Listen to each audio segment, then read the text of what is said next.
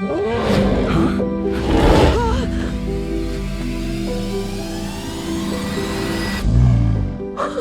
a Yeti on my roof. It was a really interesting practice of imagination, and it was incredibly exhausting, actually. Like, you're doing a lot of vocal work, and you're making up for the lack of wardrobe, like set, like making eye contact, like being in that scene in the nitty-gritty with another actor, the way that you are on live action sets, but you are also stripped of this vanity aspect of not having to worry about hair being in your face, of your makeup or anything like that. You get to be 100% that character in a specific way. And that was an incredible experience. Hey, Yi, you know I can smell you from all the way over here, right? Like, you can talk, I'm sorry, is there any aftershave left, or did you use the whole bottle? Oh, why? You hoping to borrow some? Yeah, not sure it'll work. Very funny. You guys want to work out some of this tension on the court? Forget it, Pang. We wouldn't want to mess up Jin's hair.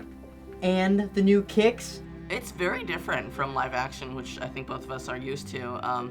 It's a lot of imagination, because you don't have anything in front of you. Nothing's animated yet, so you don't have the other actors or any of the sets or props or anything. So you have to imagine it all and portray it through your voice.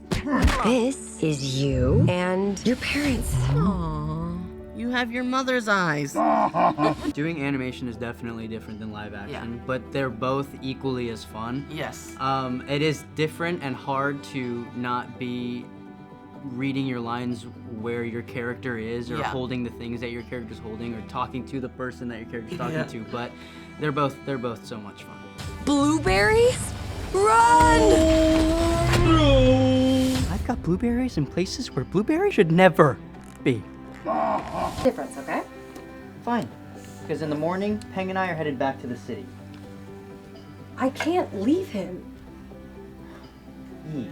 You've seen what he can do. He's amazing. I mean, he's magical. We weren't acting to any noises or anything like that, and we only had a few kind of examples of how he moved or what he would be doing. So I became very specific with Jill, and this is why Jill is such an incredible director, is I would ask her very probably oddly specific questions of like, so is he leaning down right now, or is he sitting up? Am I touching his face? Am I doing this? What specifically? Because when you talk to someone like this, it'll be different rather than like if you're yelling at them and do it like, so there's little details and logistics that you are subconsciously kind of calculating when you're in real life. And so once you get the hang of that, everything kind of becomes magical.